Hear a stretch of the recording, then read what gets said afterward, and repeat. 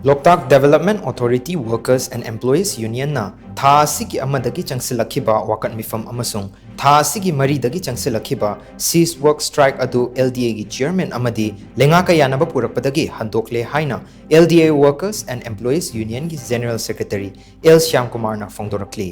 Tawpokpida laiba LDA gi office ta pangthokpa paugi mifam amada wafam asi phongdokladuna SHYAMKUMAR na hai hauzik oiriba laiba ki fibam amasung LOKTAK pat na oirakliba fibam asigi yenglaga LDA gi chairman M Asni Kumar ga union asigi mihut singa khudaki oiba mifam ama pangthokhi mifam aduda union na taliba demand sing piragani haina thazaba pirakpadagi khongjang asi handokpani haiki paugi mifam aduda union asigi president TH Ibomcha working president KH Ranjit Amadi union gi worker amasung employee kyasu saruk yakhi